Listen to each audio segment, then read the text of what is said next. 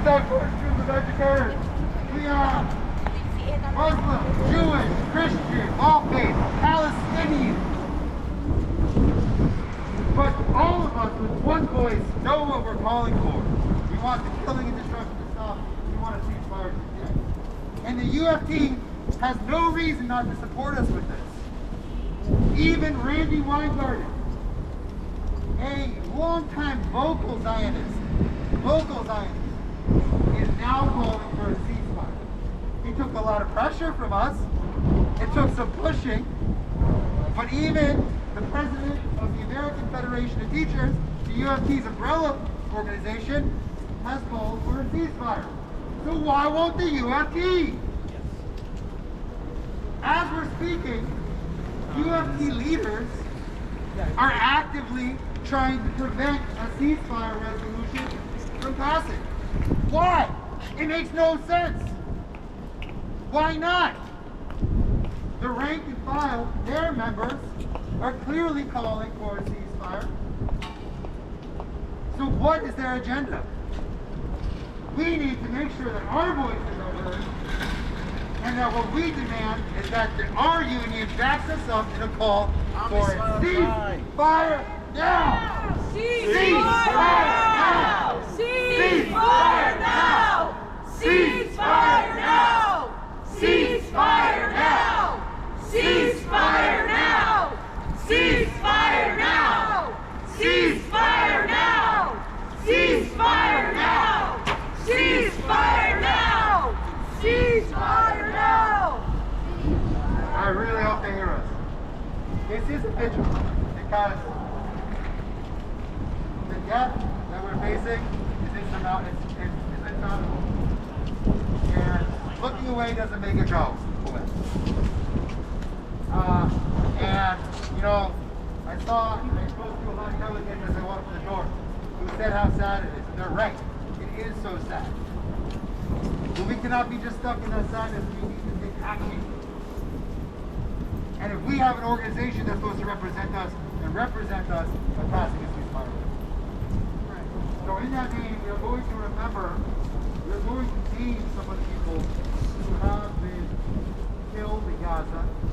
Educators, students, citizens. And we're going to do that by passing the light kind of around.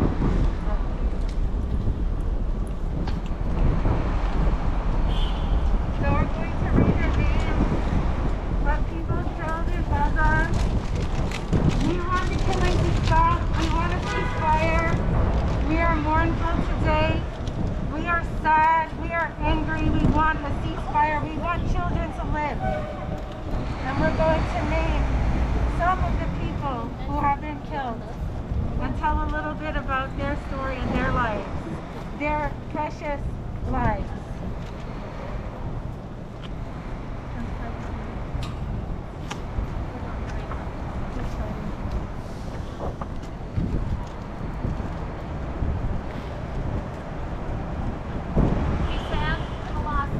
The 19-year-old medicine student was killed at her home alongside her mother, older sister Mara, and brother Aman.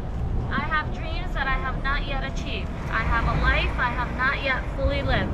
I have a family that I love and fear for, she wrote on X, formerly Twitter, days before her death. Me and my people are subjugated, persecuted, killed, and tortured in an open-air prison.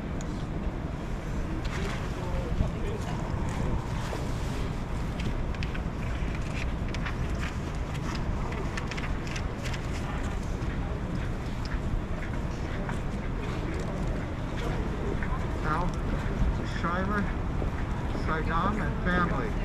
Saddam was killed with members of her family when missiles hit the Al-Nusayrat refugee camp in the Gaza Strip. In July, she celebrated being Palestine's top high schooler after she earned a 99.6 average in Palestine's General Secondary Education Examination.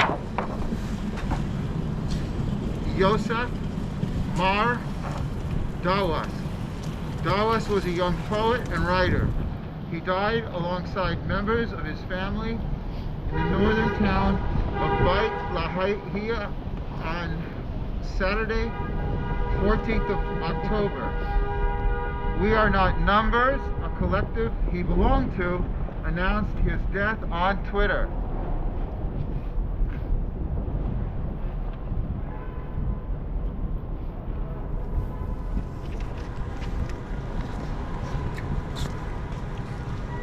Viola and Yara, members of the Amash family. The young women were killed at St. Morpharia's Greek Orthodox Church in Gaza City, which was hit by a missile, while hundreds of people were crowded into the compound seeking shelter. U.S. Congressman Justin Amash wrote on X that several of his relatives were among at least 16 people killed at the church. The Palestinian Christian community has endured so much. Our family is hurting badly. May God watch over all Christians in Gaza and all Israelis and Palestinians who are suffering, whatever their religion or creed said. Shaban family, siblings Omar, Reda, and Batul, and 1-year-old Ahmed died alongside their parents after missiles hit a residential building in the El Nasser neighborhood north of Gaza City on the morning of 8 October. Defense for Children Palestine has confirmed. I don't have my glasses, so it might be rough, but I do have a loud voice. Best I can. Hiba Zakut. This is what he looks like.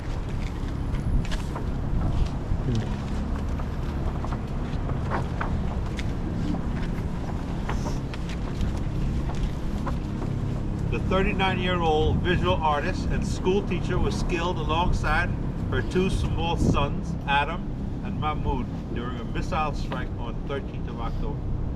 She was the sole breadwinner of her family and is survived by her husband and 2 children. In her artwork, she explored daily Palestinian life and heritage. Al-Cord family. 15 members of Al-Cord family were killed on 11th October, including 6 children under age of 14. The oldest was 65 years old, Fatima Ahmed Al-Cord, and the youngest was 18 months old, Julia Fariz Al-Kud. 6 of the dead were age 14 or under. Al-Katani family. Siblings Basma, 16, Muhammad, 13, and Sally, 11, died when their cousin Salma, 4, and Jawan, 2, after a residential building in Beit Lal in the northern Gaza Strip was destroyed at about 3 a.m. on October 9th.